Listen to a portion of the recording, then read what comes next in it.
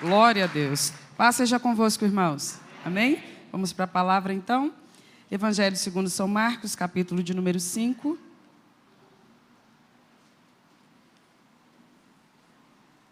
Nós vamos ler versículos 17 ao 20.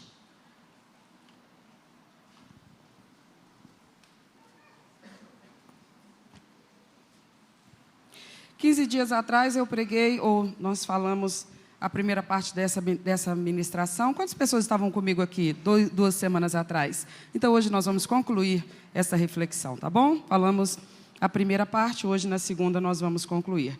Capítulo 5 de Marcos, versículos 17 ao 20.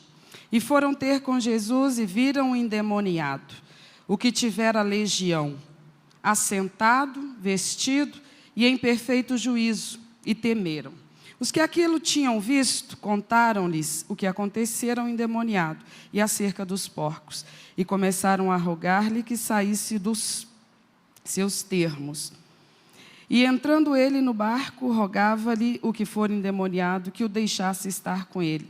Jesus, porém, não lhe o permitiu, mas disse-lhe: vai para a tua casa, para os teus, e anuncia-lhes quão grandes coisas o Senhor te fez, e como teve misericórdia de ti.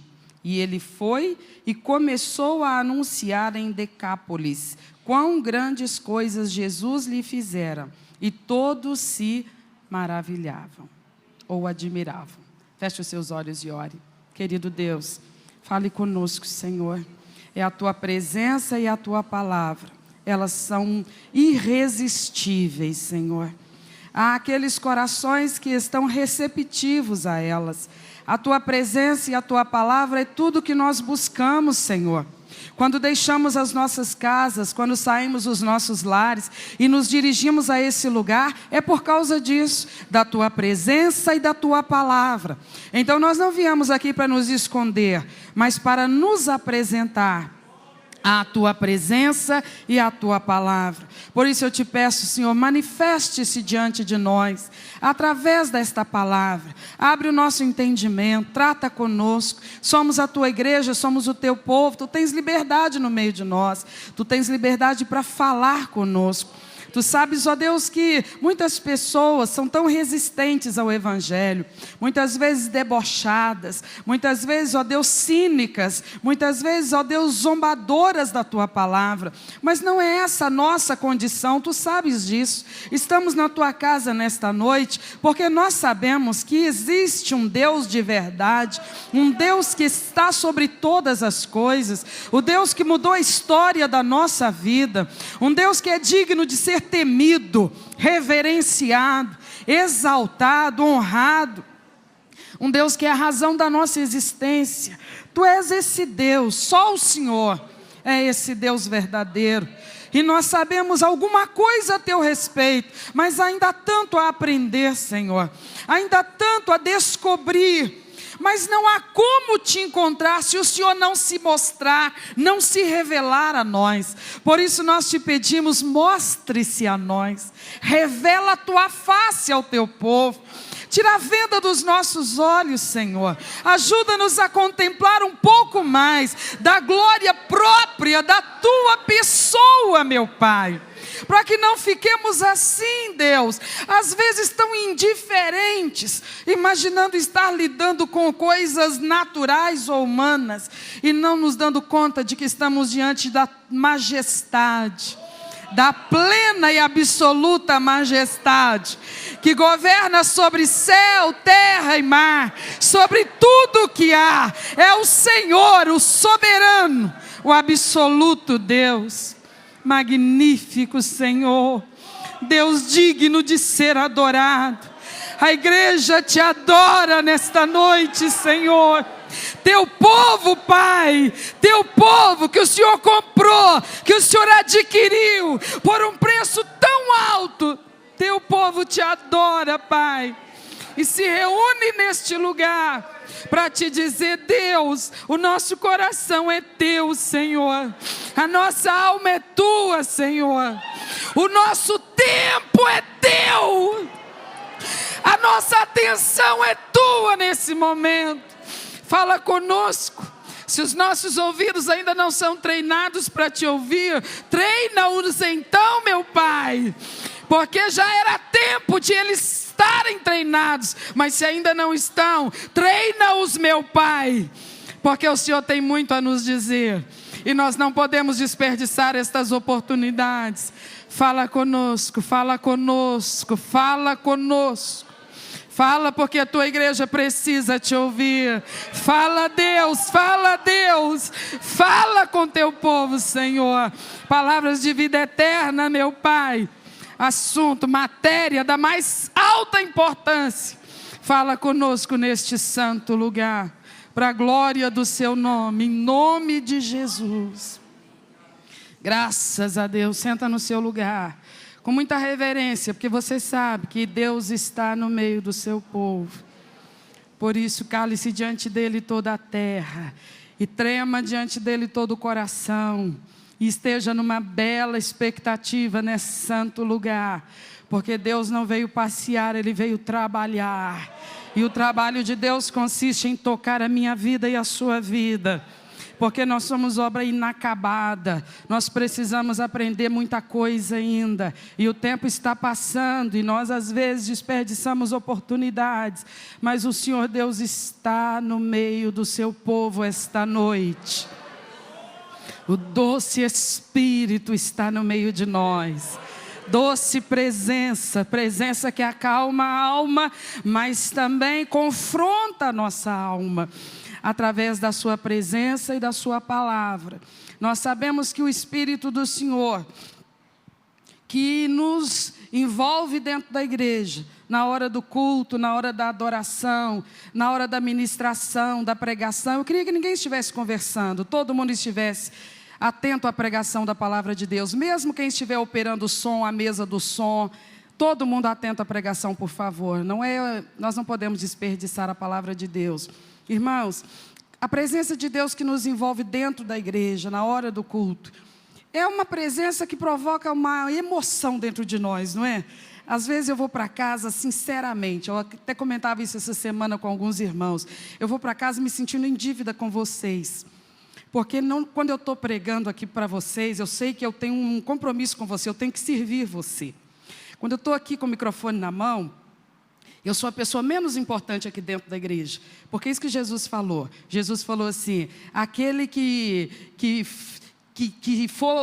quiser ser o primeiro, seja o servo de todos.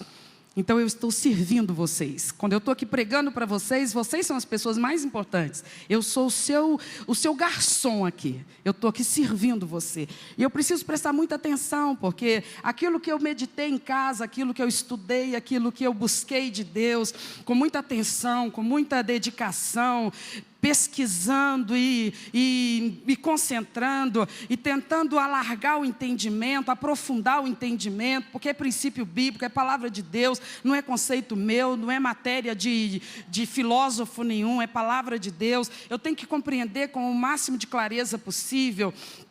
E ao mesmo tempo eu tenho que trazer para você com profundidade, porque a palavra de Deus é profunda, e com clareza também, porque eu não posso falar de uma maneira que você faz, nossa, fala tão bem, mas eu não entendi, foi nada. Então eu não falo para te impressionar, eu falo para te fazer entender o que Deus mandou te dizer.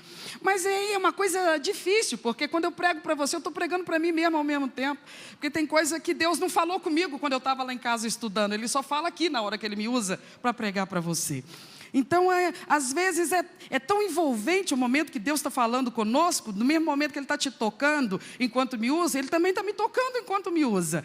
Aí a palavra de Deus nos emociona de uma tal maneira que a vontade que dá é de soltar o microfone, cair de joelhos e ir orando e chorando e deixando Deus ir te moldando, te movendo e calar a boca e só deixar de coração para coração, só Deus, só a alma, sem precisar de mais nada. E eu sei que eu não posso fazer isso, porque eu estou trabalhando aqui. Aqui eu não estou, eu estou te servindo, eu tenho que prestar muita atenção, eu tenho que estar concentrada. E às vezes eu me deixo levar um pouquinho pela emoção e fico com receio de não conseguir me fazer entender, me falar de uma forma clara, que deixe você suficientemente instruído e esclarecido do ponto que Deus mandou colocar e apresentar para você. Por quê?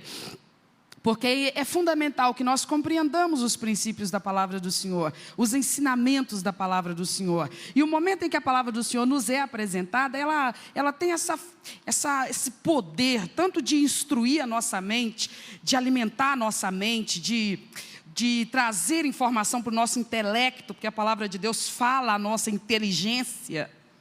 Mas também ela mexe com a nossa alma, ela mexe com a nossa emoção, ela mexe com o nosso coração. Eu sei que você se emociona, eu me emociono, você percebe isso. Isso é uma coisa natural, a presença de Deus é muito intensa e a palavra de Deus é muito poderosa. Não é verdade, irmãos? É uma coisa que a gente tem que fazer esforço para se controlar. Eu preciso me controlar, você não, você pode, né, dar lugar, e eu até mando você dar lugar. Eu, coitadinho, tenho que ficar aqui me segurando. Mas tem hora que eu estou sentado e outra pessoa está aqui servindo, né? Outros pregadores, e aí é a minha vez, então não precisa ficar com pena de mim não, porque também é uma honra estar aqui servindo você.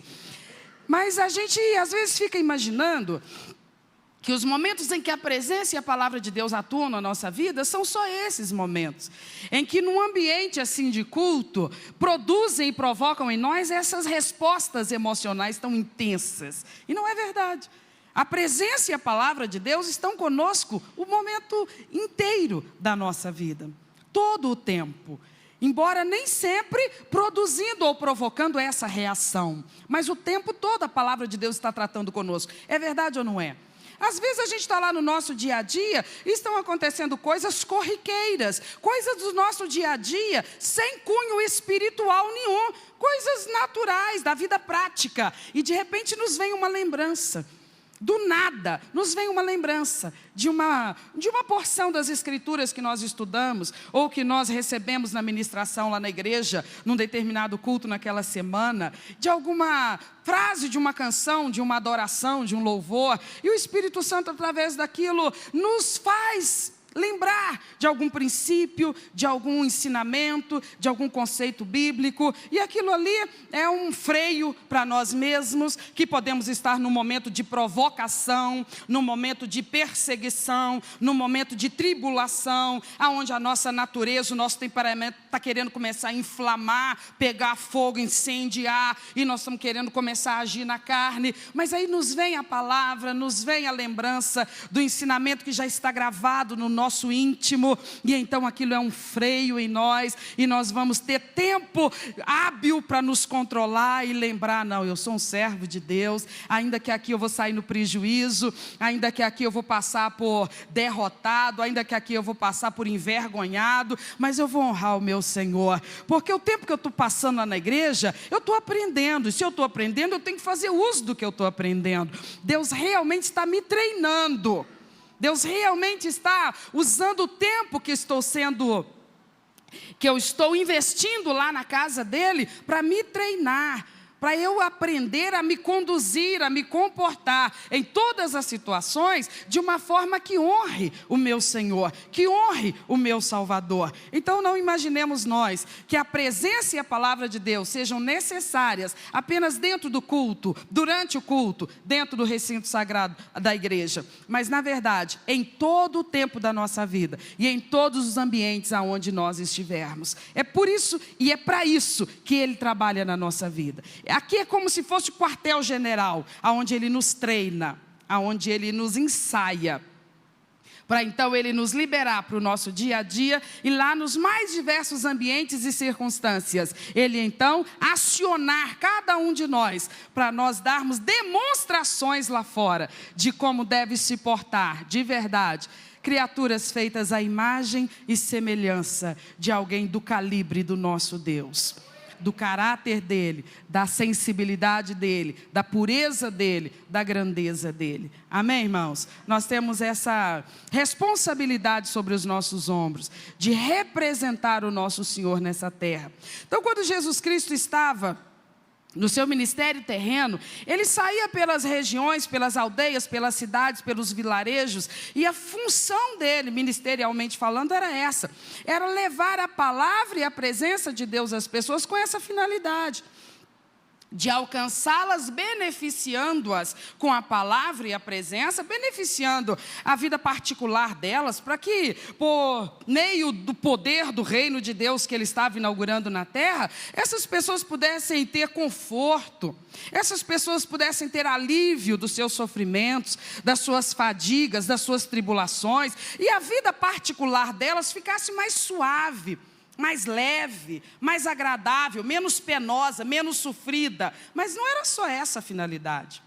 Era também que elas, uma vez abençoadas, se tornassem veículo da bênção de Deus, instrumento da bênção de Deus, ferramenta nas mãos de Deus, para que então, através delas, essa mesma obra alcançasse outras pessoas. Então, essa visão do ministério de Cristo estava implícita nas suas obras nos dias que Ele esteve na terra e não está ausente da obra do Espírito Santo na igreja nos dias atuais. Nós estamos hoje no 3º domingo do mês, que é novamente o nosso dia de culto de missões mensal, e nós estamos falando dentro dessa experiência a respeito da qual nós mencionamos há 15 dias atrás, aonde acontece exatamente o que eu estou te falando. Jesus Cristo foi em busca de uma pessoa para lhe aliviar do flagelo que ela estava vivendo, mas também para transformá-la num instrumento para expandir o reino de Deus. Então, no ponto em que nós ficamos, quando nós estivemos compartilhando a primeira parte dessa pregação, nós vamos nos lembrar que Jesus chega à cidade de Gadara, e ali está aquele homem possuído de vários demônios, legiões de demônios. Ele está dentro de um cemitério, isolado do convívio das demais pessoas. Ali ele vivia nu, ele se retalhava, e ali ele não dormia dia e noite. Ele ficava transtornado, atormentado, ninguém conseguia contê-lo. Tentaram amarrá-lo, tentaram acorrentá-lo, e nenhum instrumento conseguia detê-lo. Ele rompia tudo, quebrava tudo, e nós vimos que era uma força descomunal, era uma possessão demoníaca, que nenhuma ferramenta humana conseguia resolver aquela situação e libertar aquele homem. E quando o Senhor Jesus se apresenta diante dele, então o Senhor Jesus dá uma ordem àqueles demônios, e eles todos que possuíam a mente e o corpo daquele homem tiveram que se retirar, e aquele homem ficou liberto. E naquela oportunidade nós comentávamos com os irmãos a reação da população daquela cidade, que ficava restringida em relação ao espaço ocupado por aquele homem, porque todo mundo tinha medo do contato com ele, então evitavam o espaço que aquele homem ocupava, e a presença daquele homem era desconfortável, era ameaçadora, eles não tinham solução para aquilo, e quando eles se depararam com um homem liberto, era para eles terem ficado admirados, era para eles terem ficado desejosos da presença de Cristo com eles, mas fizeram exatamente o contrário. Quando viram que Jesus libertou aquele homem daquela possessão demoníaca, eles fizeram um único pedido para o Senhor. E qual foi? Que Jesus fosse embora. Então você estava comigo naquele domingo, você se lembra que nós enfatizamos isso, que eram pessoas que tinham visto ambos os lados da manifestação do mundo espiritual, o mundo espiritual maligno e o mundo espiritual dominado por aquele que é o soberano, o poderoso Deus. Então eles viram que Jesus Cristo, com todo o seu poder, fez o que ninguém poderia fazer. Dominou, subjugou as forças que estavam oprimindo aquele homem, e o homem estava de volta à sanidade e pronto para o convívio social outra vez. Então eles viram que Jesus só faz bem. Mas apesar disso, eles fizeram um único pedido ao Senhor, que Jesus fosse embora. E você se lembra o que Jesus fez diante do pedido deles? Jesus os atendeu. E é esse o ponto aonde eu quero pegar com você, para a gente concluir esse relato hoje. Eu quero começar levando você a refletir na seguinte questão. O Senhor Jesus sai de uma determinada cidade e se dirige para Gadara. Ele nunca fez nada sem propósito. Ele vai com um propósito. E o seu propósito sempre visa o reino. O seu propósito sempre visa ampliar o reino. E ampliar o reino significa alcançar vidas. Porque o reino aumenta quando vidas são alcançadas. O reino terreno, quando na Idade Média os reinos precisavam expandir, o que eles tinham que fazer? Conquistar territórios. Então, quando eles expandiam geograficamente, isso significava que o reino estava crescendo. Quando o reino espiritual de Cristo cresce, não é quando uma área geográfica é conquistada, mas é quando pessoas são alcançadas. Então, essas pessoas se tornam integrantes do reino de Cristo e são subtraídas do reino das trevas. Então, Jesus sempre, quando ele se dirigia para algum lugar ou para alguma pessoa, a visão era de expandir o reino. E expandir o reino significa alcançar vidas, alcançar almas, alcançar conversões. Então, muito bem. Quando ele sai de onde ele está e se direciona para Gadara, é lógico que o propósito dele era alcançar vidas, era alcançar pessoas. Porque se as pessoas não se rendem a ele, o reino não expandiu. Se as pessoas não se comprometem com ele, o reino não se expandiu. Quando é que o reino se expande? Quando pessoas se comprometem com o reino. Esse é o momento em que elas são retiradas do reino das trevas e são acrescentadas do reino da luz, quando há o comprometimento, quando há a decisão por parte delas. Enquanto não existe isso, pode haver uma simpatia com o reino. Elas estão simpatizando com o reino da luz, mas ainda não foram transportadas. Elas só são transportadas quando elas fazem uma aliança com Cristo, quando elas assumem Cristo como seu Senhor e o seu Salvador. Então é a isso que se deve levar, a essa decisão que se deve chegar, para que uma pessoa seja considerada agora integrante do reino de Cristo, do Filho de Deus. Então ele sai de onde ele está e vai para Gadara. A intenção dele era expandir o reino. O reino expande quando alguém se converte. Muito bem. Ele chega em Gadara e encontra um homem fortemente endemoniado, e ele se aproxima daquele homem e ele liberta aquele homem. E aquele homem, uma vez liberto, as pessoas ali em volta poderiam ter se convertido, não se converteram. Elas se voltam para Cristo e mandam que ele vá embora. Elas não se rendem a Cristo. Alguém pode olhar assim rapidamente para essa missão e dizer: fracasso total. Ele não previu esse resultado, alguém poderia imaginar. Ele partiu com todo o fôlego para uma missão que fracassou, pode parecer. Uma missão que fracassou porque, no final das contas, lhe pediram para ir embora. Não se renderam a ele. Ele foi com tudo numa missão que, no final das contas, fracassou, porque eles não se renderam a Cristo. Eles pediram que ele fosse embora, e de fato ele entrou no barco para ir embora, e parece que de fato a missão fracassou.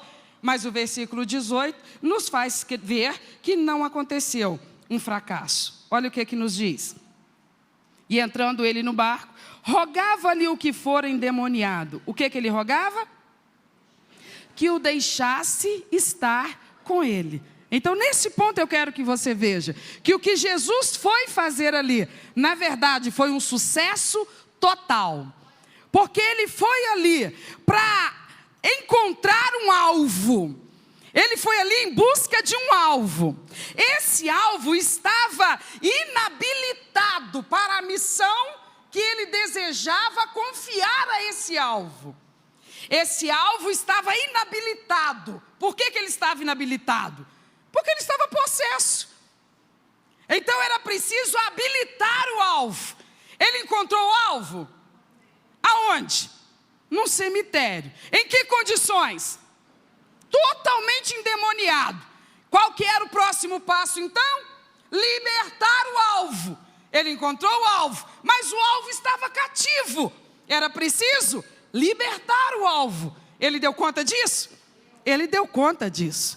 Ele encontrou o alvo e ele libertou o alvo. Próximo passo, para que a missão fosse um sucesso, para que a primeira etapa da missão fosse um sucesso, era preciso recrutar o alvo. Era preciso que o alvo, uma vez alcançado e uma vez libertado, se comprometesse com a missão. Era preciso que ele tivesse um olhar além do próprio umbigo. Era preciso que ele pensasse além do próprio conforto, que ele não ficasse satisfeito apenas e tão somente com o benefício acrescentado à sua vida, pela chegada da obra de Deus à vida dele. Era preciso que ele tivesse uma visão mais abrangente, de que ele também pudesse ser esse veículo, essa ferramenta, através da qual essa obra pudesse agora alcançar outros alvos, que poderiam ser encontrados, libertados e recrutados. Porque se ninguém se dispuser a ir, Paulo vai escrever sobre isso quando escreve aos Romanos. Como ouvirão se não há quem pregue? Como as pessoas tomarão conhecimento de que Jesus Cristo e o reino de Jesus Cristo é a única oportunidade que as pessoas têm de uma vida liberta nessa terra e uma vida eterna gloriosa com Deus nos céus? Como as pessoas saberão disso se ninguém anunciar isso para elas? Quem é que pode anunciar isso para elas? Quem já foi alcançado, quem já foi libertado e quem aceitou ser recrutado para a missão do reino de Deus. O rapaz se volta para Cristo quando o vê se direcionando para o barco para ir embora, e ele, totalmente liberto, ele declara a sua intenção de se comprometer com o mestre. Ele diz: eu quero ir junto. Jesus responde para ele, versículo 19, diz assim: Jesus, porém, não permitiu que ele fosse junto no barco, mas disse para ele, deu para ele uma missão. Disse: vai para a tua casa, volta para os teus e faz o quê? Anuncia quão grandes coisas o Senhor te fez e como teve misericórdia de ti. Então o alvo foi alcançado, o alvo foi libertado e o alvo foi recrutado. E foi confiada a ele uma missão.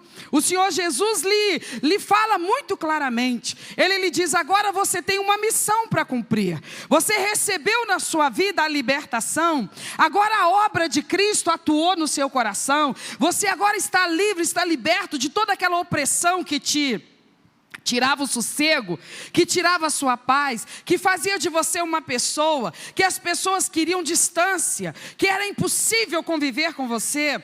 Lembra que do jeito que você estava, possuído por aqueles demônios, possuído por aquelas legiões, você era um perigo para a sua família, você era um perigo para os seus parentes, você era um perigo para os seus familiares, você tinha uma força de destruição. Você, quando era possuído por demônios, você era um perigo dentro da sua casa. Você tinha uma força que podia matar pessoas dentro da sua casa. Você podia destruir pessoas dentro da sua casa. Então não era conveniente que você estivesse perto deles, porque naquele momento você era um perigo. Então Satanás tirou você dos seus, porque você era a pessoa mais perigosa dentro da sua casa, do jeito que você era, nas circunstâncias em que você estava, sem Deus, sem Cristo, sem a obra de Jesus na sua vida. Você só causava dano à sua família. Você era um elemento perigoso dentro da sua casa. Era você a pessoa que causava os distúrbios, que causava as contendas, que causava os desajustes dentro do seu lar. Por isso você foi expurgado, você foi colocado para fora, você não tinha condições de habitar lá, mas agora a obra do reino entrou na sua vida. O que antes te desqualificava para o convívio com a sua família, já foi tirado. Agora entrou no seu coração a obra de Deus, e a obra de Deus, ela recupera você e volta com você para dentro da sua casa, porque Deus é o Deus da família.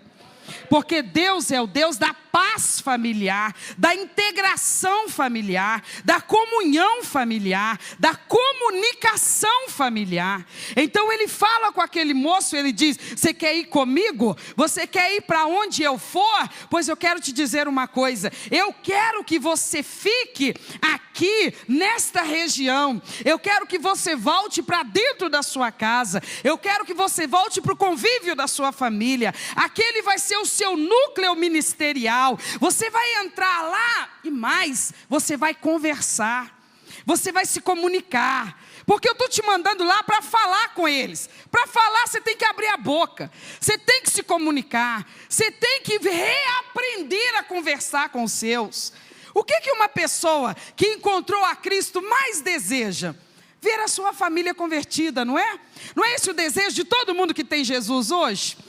Se você foi o primeiro, então, se você tem irmãos, se você tem sobrinhos, se você tem pais, se você tem filhos que não se converteram, qual que é o seu maior sonho? Ver esse povo todo dentro da igreja. Aí você fala sobre isso com Cristo, aí você ora a respeito disso, e você fala: oh Jesus, salva eles, vai lá Jesus, vai lá em casa Jesus, e salva eles, traz eles para a tua presença. Jesus vira para você como virou para o gadareno, e fala assim: vai tu para dentro da tua casa, você agora é meu embaixador lá dentro, você é meu representante lá dentro, você é a pessoa que está levantando a bandeira do meu reino lá dentro. Você quer mesmo que a tua família me conheça? Então vai lá dentro, assume aquele território como tua responsabilidade missionária. Você vai precisar gastar tempo com eles. Ah, eu não tenho tempo, Jesus. Eles não são crentes, Senhor. É muito desagradável ficar com eles. Eles falam coisas muito desagradáveis. Então, se você nunca ficar com eles, você nunca vai ministrar para eles. Mas Jesus, as conversas deles não tem glória a Deus. Eu agora gosto de conversar onde tem glória a Deus. Eles não falam glória a Deus. Eles nunca falam aleluia, eles nunca falam misericórdia. A língua deles é pesada. Eles falam umas coisas vulgares. Eles falam umas coisas de duplo sentido. Eles têm os hábitos que eu desaprovo. Eu desaprovo tudo que eles fazem. Nossa, misericórdia. Aquilo não me cabe mais. Jesus não está mandando o gadareno lá para fazer o que os parentes dele fazem. Nem para aprovar o que os parentes dele fazem, para concordar com o que os parentes dele fazem. Mas ele está dizendo: se você não estiver lá, se você não estiver perto, se você não mantiver contato, você não vai poder ministrar para eles. Vou romper geral com minha parentada. Eu não vou mais nas festas de aniversário deles, porque tem baile, tem música, tem dança, tem bebida. Mas tu vai ter que dançar só porque tem música? Tu vai ter que beber só porque tem cerveja? Tu vai ter que ficar até a festa acabar? Tem que ficar até acabar? Tu não pode ficar meia hora para mostrar consideração? Só meia hora para mostrar consideração? O que você acha? Ah, eu não posso, vai me contaminar. Tu não aguenta nem meia hora, já te contamina? Não estou te falando para nós irmos para um baile de carnaval, não. Eu estou te falando para o nosso reduto. Eu estou te falando para o nosso sangue. Eu estou te falando para a gente que são as pessoas mais especiais para nós, na face da terra. Gente que a gente quer perto de nós. Nós queremos continuar amigos deles. São gente do nosso sangue. Nós queremos que eles sejam crentes como nós. Mas como? Se nós só tivermos para com eles um olhar de desprezo, de nojo. O que eles são? Eles são mortos espiritualmente, eles estão adormecidos espiritualmente. O que eu espero colher deles? É só aquilo que é próprio de quem está morto espiritualmente, adormecido espiritualmente. Eles não podem me surpreender. Eu já sei o que esperar deles. Eu terei paciência com eles. Alguém para me ganhar para Cristo teve que ter paciência comigo. Não pôde ter nojo de mim, não pôde ter desprezo por mim. Ele teve que se aproximar de mim. Ele já era um santo de Deus, ela já era uma santa de Deus, eu ainda era um pecador totalmente contaminado com as coisas do mundo. Mas para que o evangelho me alcançasse, alguém já alcançado teve que fazer esse trajeto, teve que cumprir essa distância e vir aonde eu estava. Não ficou ali esperando eu chegar lá, veio até onde eu estava. Jesus Cristo deu muitas demonstrações disso. Uma mulher está num poço tirando água. Qual que era a vida dessa mulher? Você acredita que ela estava tirando água no sol do meio-dia? Por que ela estava fazendo isso? Porque ela tentava se proteger, ninguém queria ficar perto dela. Ela era desprezada na cidade por conta da reputação dela. Mulher que não parava com homem nenhum, mas também não ficava sem homem. Uma busca. relacionamento atrás do outro, frustração atrás da outra, mas ela estava sempre na busca por uma realização, por uma satisfação, e essa busca incessante destruiu a reputação dela na sociedade, e ela vivia isolada, desprezada, e Jesus sabe tudo, sem ninguém precisar contar nada para ele. Ele já sabia a história daquela mulher. Qualquer um que chegasse e o visse conversando com aquela mulher, pensaria, das duas uma: ou ele realmente não é o Filho de Deus e não sabe nada, porque se fosse ele saberia quem é essa mulher, e ele não chegaria perto dela se ele soubesse a reputação dela. Ele sabia ou não sabia? E ele a desprezou? Não. Ele foi lá conversar com uma pecadora. O que ela era? Ela era uma pecadora. O que nós somos? Nós somos pecadores. O que ele faz todo domingo? Ele vem aqui conversar com a gente. Ou nós não somos pecadores mais? Ou nós não somos pecadores mais? Somos. Remidos, sim, mas nós ainda somos pecadores. Ou nós não pecamos mais? Que nome dá então para os erros que nós cometemos? Não é pecado? Ou nós não erramos em nada mais? Não, Tiago diz que sim. Tiago diz que nós erramos e em muitas coisas. Existem muitas que, para a glória de Deus, nós já paramos de praticar. Mas existem tantas outras que nós ainda estamos lutando e recebendo o esclarecimento da palavra de Deus, para irmos aprendendo a nos desprender delas. E o Senhor Deus está mantendo distância, enquanto espera que a gente se torne totalmente puro, totalmente santo, totalmente adequado. Não, todos os cultos Ele desce. Todas as vezes lá em casa que você se ajoelha para orar, Ele se aproxima. Às vezes não para nos consolar, às vezes para nos dar um belo de um puxão de orelha, mas Ele vem. O que importa é isso, Ele vem. Então o Senhor Jesus está dizendo: tua família é um bando de perdidos, mas é para eles que eu tenho que te enviar, porque tu já foi achado. Eu tenho que te enviar para os que ainda estão perdidos. Então vai para os teus, volta para dentro da tua casa. Mas Senhor, é mais fácil pregar para quem não me conhece, é mais fácil evangelizar os de fora. Me manda para a África, Senhor. Me manda para a Europa, Senhor. Me manda para qualquer tribo indígena na Amazônia, Senhor. É tão mais fácil ganhar quem não me conhece, quem não conhece meu temperamento, quem não sabe os erros que eu já cometi na minha vida. Ganhar minha família é muito difícil, Senhor. Qualquer deslize que eu dou, eles falam: depois tu fala que é crente.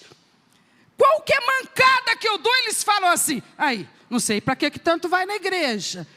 Meu Deus, ganhar família é muito difícil, porque eles exigem testemunho demais da gente. Não é qualquer quantidade de testemunho que basta, não. Eles exigem testemunho demais. Você tem que estar atento o tempo todo. Você tem que estar vigiando o tempo todo. Mas é isso mesmo. Mas vale a pena ou não vale? Nós vamos vê-lo se rendendo a Cristo. E muitas vezes o Senhor Jesus vai dizer assim: abre a tua boca e anuncia a eles o que eu fiz na tua vida. Anuncia o quê? E Jesus não falou assim: volta lá, homem liberto de Gadara, e pontua para eles todo dia, e pega no pé deles, e amola bastante eles, irrita eles, pontuando onde eles estão errados, e eles vão para o inferno por causa disso e daquilo outro, e vai julgando um monte de maldição na vida deles, para ver se eles ficam com medo e vêm correndo para mim. Não, Jesus não falou para fazer isso. Jesus não mandou ir lá e pontuar onde aquelas pessoas estavam errando.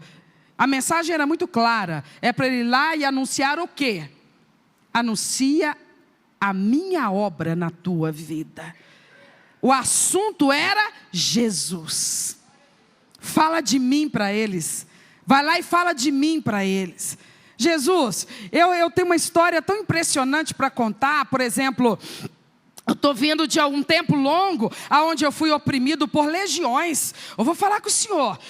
Foi terrível, foi terrível. Eu vou sentar lá com eles e vou explicar para eles o que Satanás fez na minha vida. Jesus mandou ele lá anunciar as obras do diabo? Tem gente que dá tanto cartaz para o diabo. Jesus não mandou ele lá falar: volta lá, vai lá dentro da sua casa e conta o nome do maioral, conta o nome do subalterno, conta o nome do capitão de 100, conta o nome do capitão de 200, conta o nome da legião inteira. a gente se torne doutor em satanismo, não. A nossa matéria não é Satã, a nossa matéria é Jesus Cristo. Nosso assunto não é o diabo, o nosso assunto é Jesus Cristo. Amém, irmãos? Olha o que Jesus mandou o cara fazer. Você agora foi chamado, libertado, e agora você faz parte do reino. Você agora está preparado, talvez não para instruir numa teologia profunda, de ponta a ponta, mas o que você tem para falar já é bastante tocante. Anuncia o que eu tenho feito na sua vida. Anuncia o que eu tenho feito na sua vida. Ele tinha o que dizer ou não tinha? Nós temos o que dizer ou não temos? Qual que é o assunto que nós vamos compartilhar com os nossos? O que Jesus tem feito nas nossas vidas. E o que é que nós vamos contar então para os nossos amados parentes que nós tanto queremos ver na igreja, amando Jesus como nós amamos? O que Jesus tem feito na nossa vida, que vai impressioná-los, deixá-los admirados, como ficaram estes aqui. Nós vamos chegar para eles e dizer, olha, eu vivia numa miséria, eu vivia numa pindaíba, eu não tinha como pagar minhas contas. Jesus me abençoou de uma tal maneira que hoje eu moro num casão, eu ando num carrão. É isso que é para a gente contar? Não. Porque o que vai impressionar nossos parentes da obra de Cristo na nossa vida? É como mudou o nosso jeito de ser. Eu era muito nervoso, eu era descontrolado. A pessoa lá de casa que eu começar a contar, vai falar assim, você está contando isso para mim? Você esqueceu o que tu já me fez? Você está contando isso para mim? Eu sei a carne de pescoço que você era. Eu sei quem que você foi. Eu sei do que você era capaz. Aí você chega lá e começa a dizer e a demonstrar. Eu sou hoje uma outra pessoa. Olha, tudo isso que você está dizendo, eu tenho que reconhecer, eu fui mesmo. Eu era muito ignorante. Eu perdi muita coisa, eu perdi muitos amigos, eu perdi muitos relacionamentos, eu perdi muito tempo que eu podia ter desfrutado da companhia dos meus pais, eu perdi muito tempo que eu podia ter desfrutado da companhia da minha esposa, do meu marido, dos meus filhos. Eu era muito egoísta, eu era muito arrogante, eu era muito intolerante, eu era muito impaciente, eu era uma pessoa muito ingrata, eu só sabia reclamar. Nossa, eu era insuportável. Hoje é que eu vejo como que eu era insuportável. Mas vou te falar uma coisa, Jesus está me ensinando. Ele está fazendo uma transformação na minha vida. Eu hoje olho para trás e penso assim, eu não entendo como que o Senhor pôde me aceitar na tua presença, porque eu era tão insuportável. Mas eu te agradeço, porque o Senhor está me ensinando a viver. Olha, eu te convido, vem comigo, senta comigo, vamos aprender comigo a palavra de Cristo, porque eu estou aprendendo a ser gente agora, você acredita? Olha, quando eu nasci, eu fui crescendo, minha mãe me ensinou a caminhar, minha mãe me ensinou a comer com a minha própria mão, minha mãe me ensinou a fazer minha própria higiene, minha mãe me ensinou a escrever, me ensinou a colorir, minha mãe me ensinou muita coisa, eu era desse tamanhozinho. Hoje eu sou marmanjo que você está vendo, e o meu Senhor está me ensinando tudo de novo. Ele está me ensinando a conversar com as pessoas, Ele está me ensinando a respeitar as pessoas, Ele está me ensinando a ter paciência com as pessoas, Ele está me ensinando a perdoar. Ele está me ensinando a entender as pessoas. É isso que a nossa família quer ver. A nossa família não quer saber se nós estamos ganhando dinheiro, se nós estamos morando numa casa melhor. Muitas vezes nós nos tornamos crentes e nos tornamos arrogantes. Nós nos tornamos presunçosos, orgulhosos, viramos para os nossos parentes que nós queremos tantos que venham para Jesus e nós ficamos muito snobs depois que nós nos tornamos cristãos. E não é isso que Jesus quer, que a gente esfregue no nariz deles. Não é para isso que Ele está nos abençoando, porque nem são essas as bênçãos principais, as que vão tocar o coração deles. O que precisa mostrar para os nossos parentes e familiares que de fato a obra de Cristo é poderosa, é a nova criatura que nós estamos nos transformando. É que agora lá dentro da nossa casa nós não tumultuamos o ambiente. Você mora dentro de casa com pessoas que não são convertidas? Tem alguém aqui? Mora dentro de casa com quem não é convertido? Gostaria que essa pessoa se convertesse? Pois eu vou te falar uma coisa, a missão sobre os seus ombros é séria e é severa, se você mora dentro de casa com essa pessoa. Porque você tem uma responsabilidade, lá dentro qualquer um pode tumultuar, menos você. Pastora, nem quando eu tiver com a razão, principalmente quando você tiver com a razão. Mas de onde que a senhora tirou isso? Do exemplo do teu Salvador, que mesmo quando ele estava com a razão, ele ficou de boca calada, e como cordeiro mudo, ele foi levado para o matadouro, para o Calvário, como cordeiro mudo, sem merecimento algum, ele suportou um Calvário que ele não merecia suportar. Então o verdadeiro homem de Deus, mulher de Deus, jovem de Deus, que quer ganhar sua família para Cristo, não ore, não peça isso a Cristo, se você não estiver disposto a contribuir para que isso aconteça. Porque tem muita gente, muito levianamente pedindo isso a Deus, na oração, mas na hora de agir, faz de um tudo para impedir que essa obra aconteça. Prejudica e retarda esse momento na vida dessas pessoas, porque são péssimas testemunhas de Cristo dentro da sua própria casa. Dentro da nossa casa, meus queridos, é o lugar mais sério, aonde nosso testemunho de crente tem que ser levado com o máximo da perfeição, porque ali estão as pessoas que diante delas nós não vamos conseguir fingir. A gente pode apresentar uma aparência de transformação em qualquer ambiente da sociedade, mas no convívio familiar não tem como fingir, porque ali de fato todo mundo conhece profundamente uns aos outros.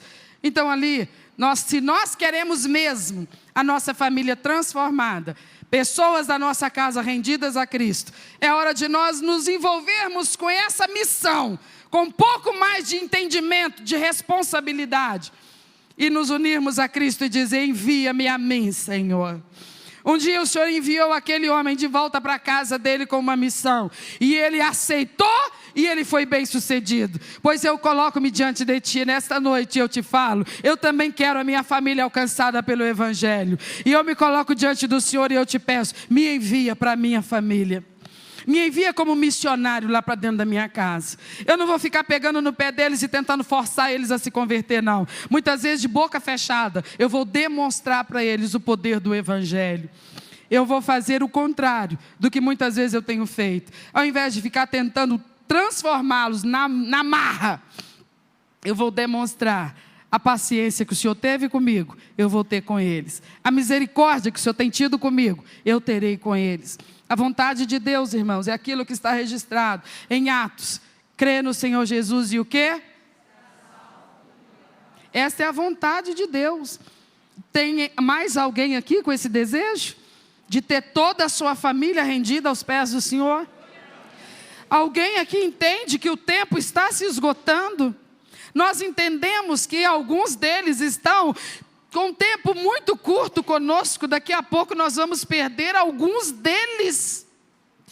Daqui a pouco nós vamos sepultar alguns deles. E eles ainda não terão tomado a sua decisão. E talvez nós vamos pensar culpa exclusiva e absoluta deles, porque foram duros de coração, não quiseram, oportunidades tiveram. Muitas vezes eu convidei para ir à igreja. Mas às vezes o familiar crente que convida é justamente o maior obstáculo à conversão daquela pessoa, porque é quem está ali dando escândalo, dando mau exemplo, dando mau testemunho. Seja luz naquele lugar. Tenha contato com seus parentes. Onde é que estão os seus tios? Onde é que estão os seus sobrinhos? De vez em quando eles te chamam para uma festa de aniversário, mas pastora, não é conveniente que eu vá lá. Lá é uma festa mundana, vai ter bebida, vai ter forró. Não vá para ficar a noite inteira, eu até te aconselho, mas não faça desfeita aos seus parentes. Vai lá, dê um beijo, dê um abraço na sua tia, na sua avó, na sua mãe, nos seus sobrinhos. Leve um agrado, demonstre que você tem educação, porque Cristo é o nosso Senhor e Ele nos ensina a ter educação. Mostra que você é uma pessoa que não discrimina o outro, porque ele não é da tua religião, porque Jesus Cristo nos ensina assim. Ele nos ensina a não desfazer de ninguém, Porque nós não somos melhores do que ninguém. Nós só não estamos no mesmo caminho, ou num pior caminho do que eles, porque a misericórdia nos alcançou. Jesus falou assim: não julgue, não julgue, não julgue. Pelo contrário, ide. Pregar o evangelho para quem? Para quem ainda não foi alcançado. Nessa noite nós vamos junto, daqui a pouco, com a nossa líder de missões, orar por alguma nação. Mas antes disso, nós vamos orar pela nossa responsabilidade missionária, a nossa parentela. E eu preciso falar com os pais cristãos aqui nessa noite. Você convive com teus filhos, sejam eles jovens, sejam eles adolescentes, sejam eles crianças.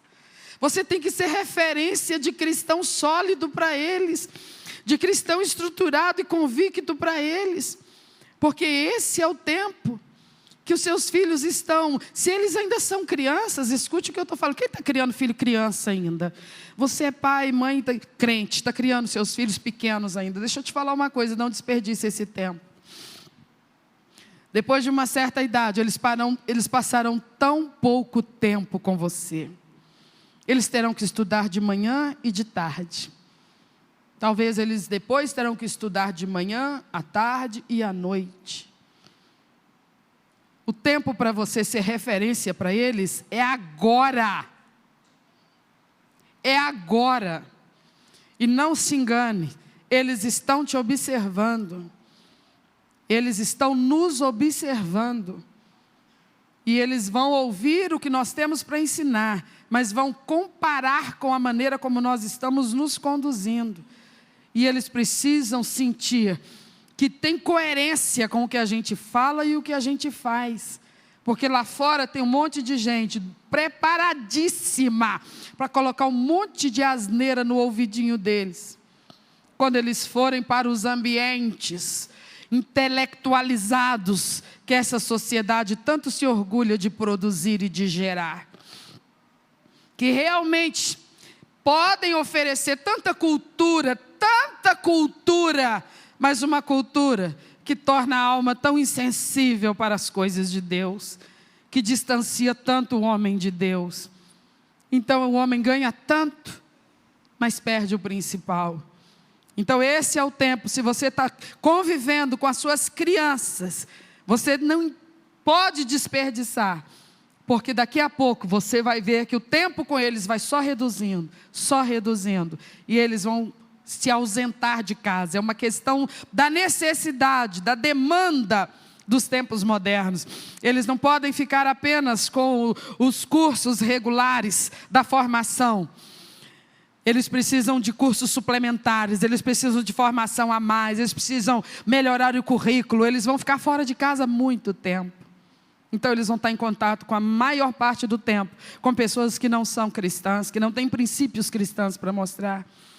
Então Jesus Cristo fala assim: a nossa responsabilidade com a nossa família, ela não pode ser esquecida em tempo algum. Amém? Fica de pé no seu lugar, nós vamos orar. Eu queria que nesse momento você fechasse os seus olhos e você refletisse, lembrasse das pessoas da sua casa ou da sua parentela que ainda não se converteram, que ainda não têm Cristo como Senhor e Salvador da sua vida, e você orasse por elas. Naquele dia Jesus deu uma missão para aquele moço. A missão de Cristo em Gadara foi um sucesso total. Alguém pode pensar, quando eles disseram, vai embora, e Jesus entrou no barco para ir, que a missão foi um fracasso. Não foi. O que ele foi fazer lá, ele fez, e fez com sucesso. Ele recrutou uma pessoa e deu uma missão para essa pessoa. Essa pessoa foi e cumpriu a missão. A palavra diz que ele não só pregou e anunciou o evangelho para sua família, mas ele conseguiu levar essa palavra para uma região que compreendia 10 cidades. Decápolis era uma região que unia e reunia 10 cidades, pois esse homem conseguiu levar a bandeira do evangelho para 10 cidades. Então ele foi... A missão de Cristo foi muito feliz naquele dia. Cristo me alcançou, alcançou você. Um dia eu fui o alvo, você foi o alvo. Não é magnífico isso? Onde é que ele foi te buscar? Você lembra? Aonde que ele te encontrou, você lembra? Ele encontrou aquele moço no cemitério, você acredita? E você, ele te encontrou aonde? Ele tirou aquele homem de dentro do cemitério. E você, ele tirou você de onde? Lembra aí? De onde ele nos tirou? Ele libertou aquele homem de legiões que lhe oprimiam, que lhe possuíam, que tiravam dele a sanidade. Ele libertou, tirou aquela imundícia toda de dentro dele. Mas Jesus me libertou e te libertou também. De quê? Lembra de quantas coisas ele já nos libertou? E quantas imundícias ele já tirou da nossa vida? Então ele já encontrou o alvo, ele já libertou o alvo, e ele já recrutou o alvo, ele já deu uma missão para mim, ele já deu uma missão para você. Ele está apenas nos recordando aqui nessa noite. Essa missão é para todos nós. Volta para casa com essa responsabilidade. Seja referência lá dentro da sua casa, seja o melhor crente dentro da sua casa. Se você se esforça para ser um excelente crente dentro da igreja, parabéns para você. Mas o lugar mais importante ainda não é aqui, é lá dentro da sua casa. Porque lá você tem uma responsabilidade diante do teu mestre. Ele te deu essa missão. Volta para a sua família e seja um modelo lá dentro. Conta e demonstra o que Cristo tem feito na sua vida. Comece a orar pela sua missão. Pela sua missão. Você a recebe nessa noite? Você aceita a sua missão nessa noite? Você deseja ver esse pessoal todo liberto, alcançado? Então comece a orar e a colocar a sua vida na disposição do Senhor e dizer: Deus, eu vou parar de perder oportunidades, e vou parar de esnobá-los, e vou parar de me distanciar deles. Não é que eu vou ficar, sabe, dia e noite na casa deles, não, mas eu vou na direção do Senhor, aproveitar as oportunidades que forem segundo a tua direção, e eu vou me aproximar para ser, ó Deus, aquela pessoa que vou poder falar do Evangelho. Está perto. Não tem como falar se eu não estiver perto. Não tem como falar se eu não tiver contato. Doce Espírito, nós clamamos ao Senhor que nesta noite, por sua misericórdia e graça, o Senhor desperte cada um de nós para essa responsabilidade, enquanto é tempo, Senhor, de exercermos a nossa função e responsabilidade missionária dentro da nossa parentela, dentro da nossa família. Assim como o Senhor comissionou aquele homem recentemente liberto, mas profundamente convicto, o Senhor lhe delegou uma missão e ele foi investido da autoridade que o Senhor lhe deu, e ele foi bem sucedido, porque a tua autoridade estava sobre ele. Eu te peço, coloca a tua autoridade sobre esse povo, sobre as nossas vidas, palavras ungidas nos nossos lábios, sabedoria na nossa mente, no nosso coração, para compartilhar com essas pessoas tão queridas nossas, tão amadas nossas, que tenhamos compaixão por elas, que tenhamos misericórdia delas, que tenhamos paciência com elas, que sejamos tolerantes com elas, que saibamos entender, ó Pai, que elas ainda estão adormecidas, mas o Senhor haverá de despertá-las, e elas haverão de saber a verdade, que só Jesus é Deus, só Jesus lhes salva, e que elas precisam se render a Cristo. Usa as nossas vidas, eu te peço, para a glória do Senhor, em nome de Jesus. Amém. Graças a Deus. Deus tenha falado ao seu coração e abençoe a sua família. E que nós tenhamos muito em breve os resultados desse chamado de Deus para nós nessa noite. Que eu possa ouvir alguns testemunhos sem demora de pessoas que estão conseguindo alcançar seus parentes para Cristo. Que Deus nos abençoe em nome de Jesus. Pastor Roberto.